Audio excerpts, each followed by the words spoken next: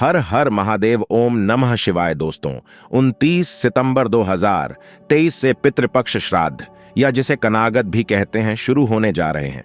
और इस बार श्राद्ध के ये 16 दिन काफी भयंकर और उतार चढ़ाव वाले होने वाले हैं।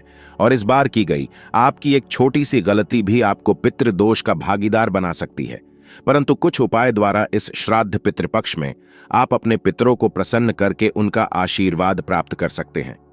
दोस्तों, इस बार पितृपक्ष में काफी दुर्लभ और दिव्य संयोग बनने जा रहे हैं, जिससे सभी लोगों पर महादेव के साथ साथ उनके पूर्वजों का आशीर्वाद भी उनका मिलने वाला है।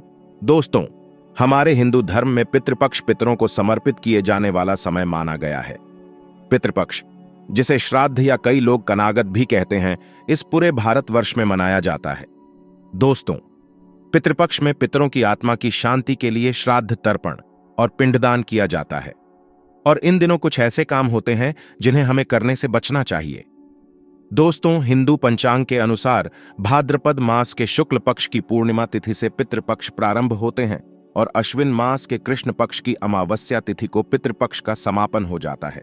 तो चलिए आपको बताते हैं साल 2023 में पितृपक्ष कब से प्रारंभ हो रहे हैं, कौन कौन सी तिथियां रहेगी और पितृपक्ष के दिनों में आपको क्या करना चाहिए और क्या नहीं करना चाहिए, किस प्रकार से श्राद्ध या तर्पण करना चाहिए और वह कौन से उपाय है जो इस पितृपक्ष में करने से आपके सभी दुख दर्द दूर हो जाएंगे और आप हो जाएंगे धनवान। इसलिए वीडियो को आखिर तक जरूर देखें। पर दोस्तों, वीडियो में आगे बढ़ने से पहले अगर आप भी अपने जीवन में पितरों का और महादेव का आशीर्वाद पाना चाहते हैं तो वीडियो को लाइक करके कमेंट में हर हर महादेव जय शिव शंभू लिखना न भूलें। दोस्तों, साल 2023 में श्राद्ध पक्ष प्रारंभ होंगे 29 सितंबर शुक्रवार को पूर्णिमा तिथि से और समाप्त होंगे 14 अक्टूबर शनिवार को सर्वपितृ अमावस्या के दिन। और इस बार सर्वपितृ अमावस्या के दिन ही साल का दूसरा सूर्य ग्रहण भी लगने वाला है। 29 सितंबर शुक्रवार को पूर्णिमा श्राद्ध रहेगा, 30 सितंबर शनिवार को द्वितीय श्रद्धा रहेगा, 1 अक्टूबर रविवार को तृतीय श्राद्ध रहेगा, 2 अक्टूबर सोमवार को चतुर्थी श्राद्ध है, 3 अक्टूबर मंगलवार के दिन पंचमी श्राद्ध रहेगा, 4 अक्टूबर बुधवार को षष्ठी तिथि का श्राद्ध रहेगा, 5 अक्टूबर गुरुवार के दिन सप्तमी तिथि का श्राद्ध रहेगा, 6 अक्टूबर शुक्रवार को अष्टमी तिथि का श्राद्ध रहेगा, 7 अक्टूबर शनिवार के दिन नवमी तिथि का श्राद्ध रहेगा, 8 अक्टूबर रविवार को दशमी तिथि का श्राद्ध रहेगा, 9 अक्टूबर सोमवार के दिन एकादशी श्राद्ध रहेगा और 11 अक्टूबर बुधवार के दिन द्वादशी श्राद्ध रहेगा। इसके साथ ही 12 अक्टूबर गुरुवार को त्रयोदशी तिथि का श्राद्ध, 13 अक्टूबर शुक्रवार को चतुर्दशी तिथि का श्राद्ध और 14 अक्टूबर शनिवार के दिन सर्वपितृ अमावस्या का श्राद्ध होगा। और इसी के साथ ही श्राद्ध पक्ष यानी पितृपक्ष की समाप्ति हो जाएगी। हमेशा पिंडदान या तर्पण श्राद्ध आदि कर्म पितृपक्ष के दिनों में किसी योग्य ब्राह्मण से ही करवाना चाहिए। श्राद्ध कर्म में पूरी श्रद्धा से ब्राह्मणों को दान तो देना ही चाहिए, साथ ही किसी गरीब जरूरतमंद व्यक्ति की सहायता भी यदि आप करते हैं तो इसका भी पितृपक्ष के दिनों में बहुत पुण्य मिलता है।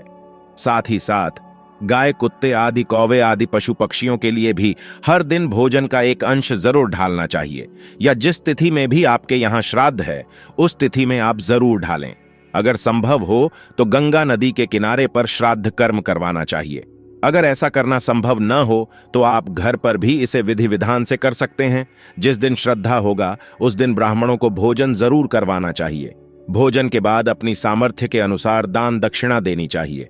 श्राद्ध की पूजा हमेशा दोपहर के समय ही शुरू करनी चाहिए। योग्य ब्राह्मण की सहायता से मंत्र उच्चारण करें। पूजा के बाद जल से तर्पण करें। इसके बाद जो जो भोग लगाया जा रहा है उसमें से गाय, कुत्ते, कौवे आदि का हिस्सा अलग कर देना चाहिए और इन्हें भोजन ढालते समय अपने पितरों का स्मरण करना चाहिए। मन ही मन उनसे श्राद्ध का भोजन ग्रहण करने का निवेदन करना चाहिए और अपनी गलतियों के लिए आपको हाथ जोड़कर क्षमा याचना भी जरूर करनी चाहिए। ऐसी मान्यता है कि पितृपक्ष के दिनों में हमारे पूर्वज हमारे पितृ कौवे के रूप में धरती पर आते हैं। इसलिए पितृपक्ष के दिनों में अपने घर की छत पर चिड़ियों के लिए, खासकर कौवों के लिए भोजन और पानी का एक हिस्सा जरूर रखना चाहिए। पंचबली भोजन का ब्राह्मण भोजन के साथ विशेष महत्व है। पूर्वजों को अर्पण करने का अर्थ होता है उन्हें जल देना। पितरों का ध्यान करते हुए हाथ में जल कोश, अक्षत पुष्प और काले तिल लेकर उन्हें आमंत्रित करें। इसके बाद उनका नाम लेकर अंजलि में जल भरकर 5, 7 और 11 बार धरती पर गिराए। हर दिन अपने घर के दरवाजे पर दक्षिण दिशा की तरफ मुंह करके एक दीपक अपने पितरों के नाम से ढेली जलाना चाहिए। ऐसा करने से भी पितृ प्रसन्न होते हैं। सुबह उठते ही अपने घर के मुख्य द्वार पर पानी डालकर साफ करें और हो सके तो सुबह शाम दोनों ही समय आपको दीपक जलाना चाहिए। श्राद्ध पक्ष के दिनों में अपनी समर्थ के अनुसार दान दक्षिणा देनी चाहिए। दान की सामग्री में आप काले तिल या फिर मौसमी वस्त्रों का दान कर सकते हैं। गरीबों को भोजन करा सकते हैं। कुछ ऐसे काम हैं जो भूल से भी नहीं करने चाहिए, जैसे कि पूरे पितृपक्ष के दिनों में आपके घर में शुद्ध सात्विक भोजन बनना चाहिए। मांसाहार का सेवन नहीं करना चाहिए। पितृपक्ष के दिनों में नाखून, बाल इत्यादि नहीं काटने चाहिए। इसके अलावा कुछ भोजन भी ऐसा होता है जो कि पितृपक्ष के दिनों में नहीं खाना चाहिए, जैसे कि मसूर, राजमा, चना, अलसी, बासी भोजन, बैगन की सब्जी या कढ़ी भी पितृपक्ष के दिनों में नहीं खाई जाती है। श्राद्ध के दिन पितरों को उनका प्रिय भोजन ही उन्हें अर्पित करना चाहिए और उसी का दान भी करना चाहिए। और हर दिन नियम से भागवत गीता का पाठ और गरुड़ पुराण की कथाएं भी आपको इन दोनों सुननी चाहिए। अगर घर में पितृदोष लगा हो तो उसके निवारण के लिए आप पितृपक्ष के दिनों में उपाय भी कर सकते हैं। यदि आप हर दिन नियम से गाय को, कुत्ते को भोजन ढालते हैं, मछलियों को आटे की गोलियां खिलाते हैं, पितरों के नाम से श्राद्ध तर्पण करते हैं, तो उससे भी पितृदोष दूर हो जाता है। मान्यता है कि अगर किसी ने गया में जाकर अपने पितरों का श्राद्ध कर दिया तो उन्हें हर साल फिर श्राद्ध करने की आवश्यकता नहीं रह जाती। तो आइए दोस्तों, अब जानते हैं किस तिथि में किन पितरों का श्राद्ध करना चाहिए। पूर्णिमा तिथि 29 सितंबर 2023। ऐसे पूर्वज जो पूर्णिमा तिथि को मृत्यु को प्राप्त हुए, उनका श्राद्ध पितृपक्ष के भाद्रपद शुक्ल की पूर्णिमा तिथि को करना चाहिए। इसे प्रोष्ठपदी पूर्णिमा के नाम से भी जाना जाता है। पहला श्राद्ध 30 सितंबर 2023। जिनकी मृत्यु किसी भी माह के शुक्ल पक्ष या कृष्ण पक्ष की प्रतिपदा तिथि के दिन हुई हो, उनका श्राद्ध पितृपक्ष की इसी तिथि को किया जाता है। इसके साथ ही प्रतिपदा श्राद्ध पर ननिहाल के परिवार में कोई श्राद्ध करने वाला नहीं हो या उनके मृत्यु की तिथि ज्ञात न हो, तो भी आप श्राद्ध प्रतिपदा तिथि में उनका श्राद्ध कर सकते हैं। द्वितीय श्राद्ध 1 अक्टूबर 2023। जिन पूर्वज की मृत्यु किसी भी महीने के शुक्ल पक्ष या कृष्ण पक्ष की द्वितीय तिथि को हुई हो, उनका श्राद्ध इस दिन किया जाता है। तीसरा श्राद्ध 2 अक्टूबर 2023। जिनकी मृत्यु कृष्ण पक्ष या शुक्ल पक्ष की तृतीया तिथि के दिन होती है, उनका श्राद्ध तृतीया तिथि को करने का विधान है। इसे महाभरणी भी कहा जाता है। चौथा श्राद्ध 3 अक्टूबर 2023। शुक्ल पक्ष या कृष्ण पक्ष में से चतुर्थी तिथि में जिनकी मृत्यु होती है, उनका श्राद्ध पितृपक्ष की चतुर्थ तिथि को किया जाता है। पांचवा श्राद्ध 4 अक्टूबर 2023। ऐसे पूर्वज जिनकी मृत्यु अविवाहिता के रूप में होती है, उनका श्राद्ध पंचमी तिथि में किया जाता है। यह दिन कुंवारे पितरों के श्राद्ध के लिए समर्पित होता है। छठा श्राद्ध 5 अक्टूबर 2023। किसी भी माह के षष्ठी तिथि को जिनकी मृत्यु हुई हो, उनका श्राद्ध इस दिन किया जाता है। इसे छठ श्राद्ध भी कहा जाता है। सातवां श्राद्ध 6 अक्टूबर 2023। किसी भी माह के शुक्ल पक्ष या कृष्ण पक्ष की सप्तमी तिथि को जिन व्यक्ति की मृत्यु होती है, उनका श्राद्ध पितृपक्ष की इस तिथि को करना चाहिए। आठवां श्राद्ध 7 अक्टूबर 2023। ऐसे पितर जिनकी मृत्यु पूर्णिमा तिथि पर हुई हो, तो उनका श्राद्ध अष्टमी, द्वादशी या पितृमोक्ष अमावस्या पर किया जाता है। नवमी श्राद्ध 8 अक्टूबर 2023। माता की मृत्यु तिथि के अनुसार श्राद्ध न करके नवमी तिथि पर उनका श्राद्ध करना चाहिए। ऐसा माना जाता है कि नवमी तिथि को माता का श्राद्ध करने से सभी कष्टों से मुक्ति मिलती है। वहीं जिन महिलाओं की मृत्यु तिथि याद न हो, उनका श्राद्ध भी नवमी तिथि को किया जा सकता है। दशमी श्राद्ध 9 अक्टूबर 2023। दशमी तिथि को जिस व्यक्ति की मृत्यु हुई हो, उनका श्राद्ध महालय की 10वीं तिथि के दिन किया जाता है। एकादशी श्राद्ध 10 अक्टूबर 2023। ऐसे लोग जो संन्यास लिए हुए होते हैं, उन पितरों का श्राद्ध एकादशी तिथि को करने की परंपरा है। द्वादशी श्राद्ध 11 अक्टूबर 2023। जिनके पिता संन्यास लिए हुए होते हैं, उनका श्राद्ध पितृपक्ष की द्वादशी तिथि को करना चाहिए, चाहे उनकी मृत्यु किसी भी तिथि को हुई हो। इसलिए तिथि को सन्यासी श्राद्ध भी कहा जाता है। त्रयोदशी श्राद्ध 12 अक्टूबर 2023। श्राद्ध महालय के कृष्ण पक्ष की त्रयोदशी तिथि को बच्चों का श्राद्ध किया जाता है। चतुर्दशी तिथि 13 अक्टूबर 2023।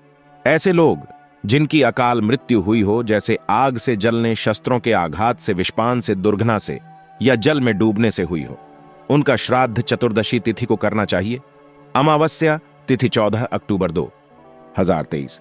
पितृपक्ष के अंतिम दिन सर्वपितृ अमावस्या पर ज्ञात अज्ञात पूर्वजों के श्राद्ध किए जाते हैं। इसे पितृविसर्जनी अमावस्या, महालय समापन भी कहा जाता है। तो आइए दोस्तों, अब सुनते हैं पितृपक्ष की व्रत कथा, जिसे सुनने मात्र से ही आपके सभी पितृदोष खत्म हो जाएंगे। पितृपक्ष की पौराणिक कथा के अनुसार जोगे तथा भोगे दो भाई थे। दोनों अलग अलग रहते थे। जोगे धनी था और भोगे निर्धन। दोनों में परस्पर बड़ा प्रेम था। जोगे की पत्नी को धन का अभिमान था, किंतु भोगे की पत्नी बड़ी सरल हृदय थी। पितृपक्ष आने पर जोगे की पत्नी ने उससे पितरों का श्राद्ध करने के लिए कहा, तो जोगे इसे व्यर्थ का कार्य समझकर टालने की चेष्टा करने लगा।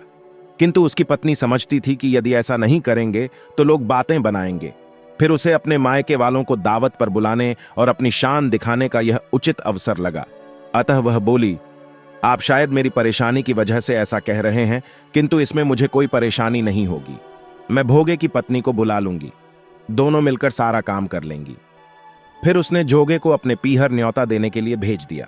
दूसरे दिन उसके बुलाने पर भोगे की पत्नी सुबह सवेरे आकर काम में जुट गई। उसने रसोई तैयार की, अनेक पकवान बनाए, फिर सभी काम निपटाकर अपने घर आ गई। आखिर उसे भी तो पितरों का श्राद्ध तर्पण करना था। इस अवसर पर न जोगे की पत्नी ने उसे रोका, न वह रुकी। शीघ्र ही दोपहर हो गई।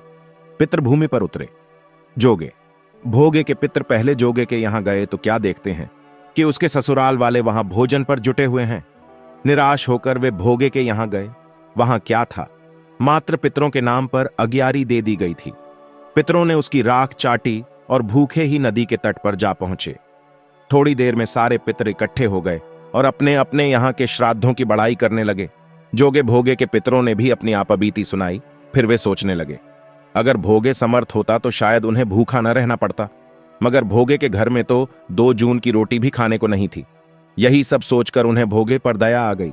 अचानक वे नाच नाच कर गाने लगे, भोगे के घर धन हो जाए, भोगे के घर धन हो जाए। सांझ होने को हुई। भोगे के बच्चों को कुछ भी खाने को नहीं मिला था। उन्होंने मां से कहा, भूख लगी है। तब उन्हें टालने की गरज से भोगे की पत्नी ने कहा, जाओ, आंगन में हौदी औंधी रखी है, उसे जाकर खोल लो और जो कुछ मिले बांट कर खा लेना। बच्चे वहां पहुंचे तो क्या देखते हैं कि हौदी मोहरों से भरी पड़ी है। वे दौड़े दौड़े मां के पास पहुंचे और उसे सारी बातें बताईं। आंगन में आकर भोगे की पत्नी ने यह सब कुछ देखा तो वह भी हैरान रह गई। इस प्रकार भोगे भी धनी हो गया, मगर धन पाकर वह घमंडी नहीं हुआ। दूसरे साल का पितृपक्ष आया। श्राद्ध के दिन भोगे की स्त्री ने 56 प्रकार के व्यंजन बनाए। ब्राह्मणों को बुलाकर श्राद्ध किया, भोजन कराया, दक्षिणा दी। जेठ जेठानी को सोने चांदी के बर्तनों में भोजन कराया। इससे पितर बड़े प्रसन्न तथा तृप्त हुए। दोस्तों, शास्त्रों के अनुसार पितृपक्ष में स्नान, दान, पिंडदान और तर्पण करने से पितरों की आत्मा को शांति मिलती है। माना जाता है कि इस दौरान अगर हम गरीब, असहाय या किसी ब्राह्मण को दान करते हैं तो पितरों को इस 84 लाख योनियों से मुक्ति मिलती है। कहा जाता है कि पितृपक्ष के इस समय में पितर यमलोक से धरती पर आते हैं और अपने वंशजों को आशीर्वाद देकर यमलोक चले जाते हैं। तो ऐसे में आइए जान लेते हैं कि हमें किन किन चीजों का दान करना चाहिए। हिंदू धर्म में दान करने का सबसे पुण्य कार्य बताया गया है। पितृपक्ष की अवधि में गौदान को सबसे श्रेष्ठ दान माना जाता है। मान्यता है कि गौ माता का दान करने से व्यक्ति को सुख समृद्धि का आशीर्वाद प्राप्त होता है और पितरों को श्री हरि के चरणों में स्थान प्राप्त होता है। इसीलिए आप इस दौरान गौ का दान भी कर सकते हैं। इस दौरान आप गुड़ का भी दान कर सकते हैं। ऐसा करने से पारिवारिक जीवन में मिठास आती है और पूर्वजों का आशीर्वाद बना रहता है, जिससे कई प्रकार की समस्याएं भी दूर हो जाती हैं। साथ ही आपको मानसिक तनाव से भी मुक्ति मिलती है। श्राद्ध पक्ष के दौरान गाय के घी का दान भी सबसे शुद्ध माना जाता है। ऐसा करने से सुख समृद्धि की प्राप्ति होती है। इसके साथ ही जिन जातकों की कुंडली में पितृदोष है उन्हें भी विशेष लाभ प्राप्त होता है। पितृपक्ष में सफेद चावल और काली तिल का विशेष प्रयोग किया जाता है।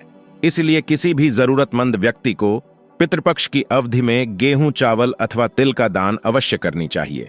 ऐसा करने से पितृदोष समाप्त होता है। इसके साथ ही विभिन्न प्रकार के कार्यों में सफलता मिलती है। धार्मिक मान्यताओं के अनुसार पितृपक्ष के दौरान स्वर्ण दान को बहुत ही लाभकारी माना जाता है। इसलिए सामर्थ्य अनुसार किसी भी व्यक्ति को स्वर्ण दान कर सकते हैं। ऐसा करने से पारिवारिक जीवन में उत्पन्न हो रहा विवाद दूर होता है। तो दोस्तों, आपको हमारी वीडियो कैसी लगी हमें कमेंट में जरूर बताइएगा। साथ ही वीडियो को लाइक करके चैनल को जरूर सब्सक्राइब कर ले। हर हर महादेव, जय शिव शंभू।